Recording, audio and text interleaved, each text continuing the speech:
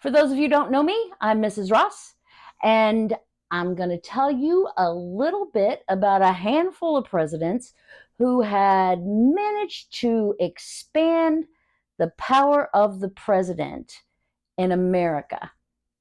So let's get started. Quick reminder, the Constitution was not America's first Constitution. The Articles of Confederation was.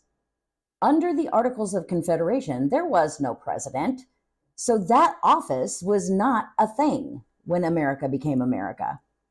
The president's job was created in 1787 at the Constitutional Convention. Those men were very careful to make sure the president never became a king or a dictator by creating a very real division of power between the branches and between the levels of government. However, since the first presidential election in 1788, the power of the executive branch has grown far beyond the original expectations of the framers. When George Washington took office in 1789, he took on the title Mr. President because he didn't want to appear as a monarch or a dictator. Can you imagine George Bush, Joe Biden, Donald Trump being called Your Majesty or Supreme Chancellor? That's just weird. George Washington made that weird. Contrary to popular belief, George Washington didn't know everything about everything, so he needed some advisors. He built the first presidential cabinet, which Alexander Hamilton was Secretary of Treasury, Thomas Jefferson was Secretary of State, and Henry Knox was the Secretary of War. These men got their job by being appointed by the president and approved by the Senate. Even though there's nothing in the Constitution that talks about a president's cabinet. George Washington set that precedent or tradition that every president has followed since, because presidents need advisors. Other than that, Washington did what the Constitution told him to. He made sure laws were carried out, vetoed a couple of bills, and put down a rebellion, because he was basically Batman. George Washington set the precedent of 2 terms term limit, creation of a cabinet, the name Mr. President, allowing Congress to make the laws with few vetoes, and he made sure those laws were carried out. He was the OG. The next 4 presidents did their part in expanding the power of the executive branch too. John Adams carried out a proxy war. That just means war wasn't declared by Congress, but soldiers were engaged and strategies were initiated. This was not popular, and he signed the Alien Enemies Act into law that limited civil liberties. That was a big problem, especially for Thomas Jefferson, who, when he became president, bought the Louisiana Purchase that doubled the size of the United States. And he really struggled with that decision because there's nothing in the Constitution giving the president the power to purchase territory. You see, Thomas Jefferson talked a lot of smack on John Adams because John Adams did not follow the constitutions very strictly. And then the Louisiana Purchase came along during his presidency, and it was too good of a deal to pass up. Even though there was nothing in the Constitution that talked about a president's ability to purchase land, he did it anyway. He was very conflicted, and he caught a lot of crap about it too. James Madison pushed for the War of 1812, which was basically just kicking the British out of America again. And James Monroe declared America the protector of the Western Hemisphere with the Monroe Doctrine. It was kind of emperorish. Okay, quick breakdown. John Adams started the Quasi-War and reduced civil liberties. Thomas Jefferson had no congressional approval to get the Louisiana Purchase. James Madison pushed for the War of 1812. James Monroe created the Monroe Doctrine and established the United States as the protectorate of the Western Hemisphere. So, all four of those presidents expanded the role of the executive branch. Up to this point, no one expanded the presidency more than Andrew Jackson. He was a cult of personality, which means people liked him because he was larger than life, a mouthy, raw war hero who the working class people loved because he was an outsider who promised to fix a corrupt government. When he was elected, it was like a professional wrestler getting drafted into the NFL. He had more vetoes than anyone before him and eliminated the national bank. There was actually a political party created whose platform was anything Andrew Jackson wants is bad. I'm paraphrasing. He caused conflict between the executive and legislative branches, as well as the executive and judicial branches. When SCOTUS ruled in favor of the Cherokee Nation, allowing them to stay in Georgia, Jackson said, John Marshall, he was the Chief Justice at the time, John Marshall made his decision. Now let him enforce it. Of course, SCOTUS can't enforce anything. That's the president's job. By the way, if that court case had been enforced or followed like it was supposed to, there would not have been a trail of tears, which was a horrible stain on American history. To his credit, Jackson was the first president to be elected because he appealed to the common people, who were, most of them, new voters as a result of an expanding electorate. Quick breakdown.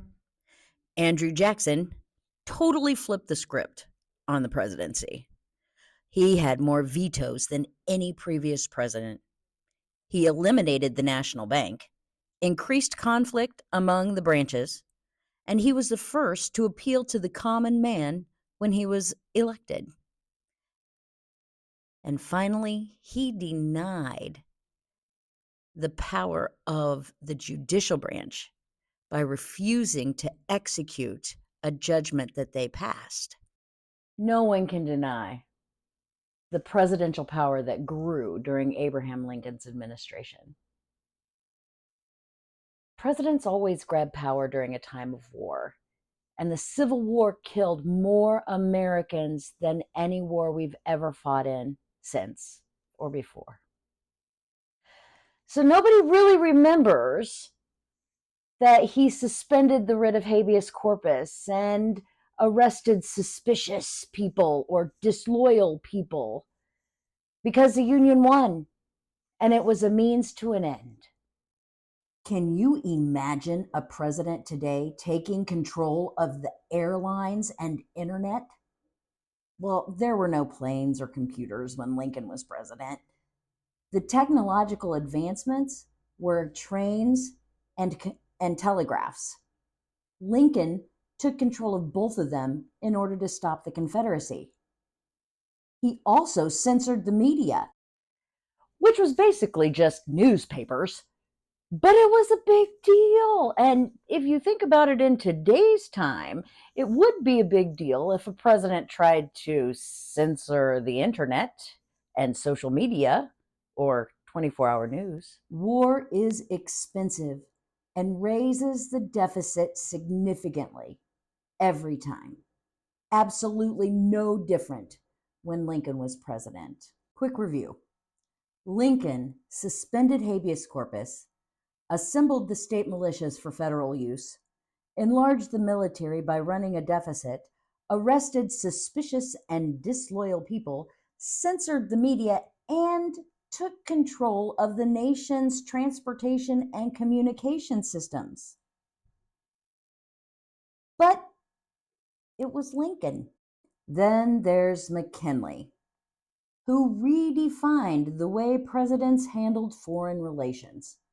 Before he was assassinated, he wanted to trade with China, but it had already been divided into these spheres of influence by European powers, so America was blocked out. McKinley promised China a bunch of help building railroads and such, so they'd open their door to other countries. It was called the open door policy, and it worked. He also sent American troops to China to put down the Boxer Rebellion.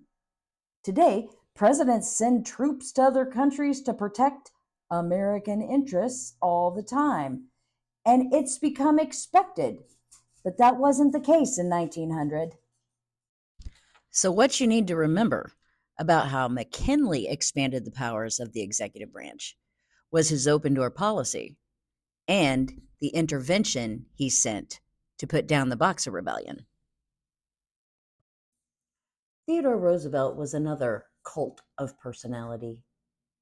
He was also very raw and mouthy, but he grew up very rich, unlike Andrew Jackson. He took the Monroe Doctrine to a whole new level by creating a great white fleet of ships that were used to police the Western Hemisphere and make sure those countries were well behaved and protected. He got the Panama Canal built by literally starting a revolution so the Panama could break away from Colombia, become their own country, and allow America to build it. He was a huge environmentalist who expanded protected lands in the name of conservation. He also did a number on trusts, or monopolies, that oppressed workers and drove up prices. Big business did not get bigger under Theodore Roosevelt's administration. He loved being president. One of his biggest regrets was that he didn't run for a third term. He loved talking to reporters about the going on of the day. He loved the conflict. He loved the stress, everything. He loved everything about being president. He even advised his cousin, Franklin, to run as many times as he could. Don't give it up. If you love it, keep it. And Franklin Delano Roosevelt did just that. Quick breakdown of Theodore Roosevelt. His motto was speak softly but carry a big stick. In other words, talk is cheap, get things done. And he did. He initiated the Panama Canal and made sure it got built. He strengthened the Monroe Doctrine, he strengthened conservation, and he was a major trust buster. Actually, he was the first trust buster. Franklin Delano Roosevelt was elected president 4 times. He worked to end the Great Depression through unprecedented spending programs called the New Deal. These programs included Social Security, minimum wage, infrastructure projects like roads, bridges, buildings, and dams. These programs, unfortunately, did not end the Great Depression. What did end the Great Depression was World War II. Remember when Lincoln ran a deficit during the Civil War? Well, FDR did the very same thing. He also commissioned factories to stop building cars and other mechanical things to build planes and tanks and ships and bombs and all other stuff you need to win a war. All of that spending put people to work, and it was just like jet fuel to the economy. Unfortunately, FDR did go too far sometimes. Like during the Great Depression, some of those spending programs were found unconstitutional by the Supreme Court. FDR did not like his power questioned, so he threatened to pack the courts. That means he wanted to put more judges on the bench that would drown out the opinions of the sitting judges. The Senate stepped in and told FDR that there would be no way they would approve any appointments to cheat like that. Checks and balances. I love it. He also overstepped when he passed an executive order that forced all Japanese Americans to move to internment camps so they would be secluded from everybody else. People were scared after Japan bombed Pearl Harbor, and fear makes people do ugly things sometimes. Even the Supreme Court agreed with internment camps because when a Japanese American, Fred Korematsu, sued for his freedom, SCOTUS ruled against him. Checks and balances, where are you? Quick breakdown of Franklin Delano Roosevelt, who drastically increased presidential powers. He created the New Deal programs that included minimum wage and Social Security, among many other things. He tried to pack the courts when the Supreme Court decided they didn't like some of the ways those New Deal programs were turning out. He was the commander in chief of the armed forces during World War II, in which time the Japanese American internment camps were created. He was the only president to be elected 4 times, but he didn't make it through that fourth term. Lyndon Baines Johnson expanded the power of the president, both foreign and domestic. As a matter of fact, he was the first president to declare war on something other than another country. He declared war on poverty.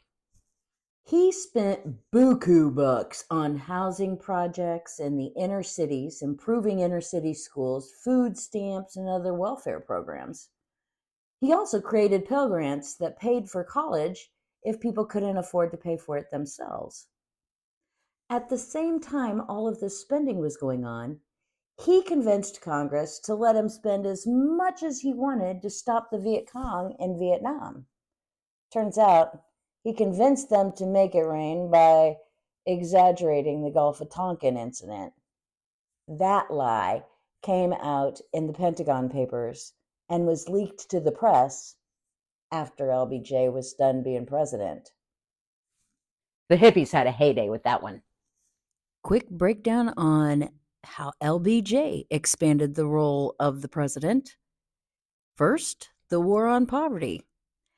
And he exaggerated the Gulf of Tonkin attack to escalate the police action, or it was a war, in Vietnam.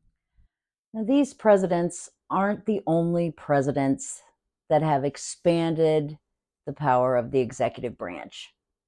There's been over 40 presidents, and that's too many to cover in a small amount of time.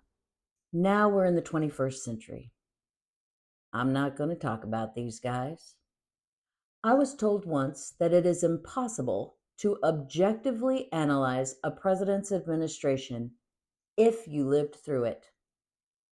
I think there's some truth in that. There's just too much emotion involved to be objective, especially in this era of social media guilt and fear, disinformation and misinformation, 24-hour news. But it is important to remember the factors that have caused past presidents to increase their powers and the consequences that came from it in the long term and the short term. In government and politics, power is not created, it's taken. If a president's power is growing, he's taking that power from someplace else. In a representative democracy like America, voters need to ask themselves some pretty tough questions when that's happening. There are tons of influencers and commentators who are trying to tell you what those questions are supposed to be, and everybody's got an opinion on the answers. You just make sure your opinion is an educated one.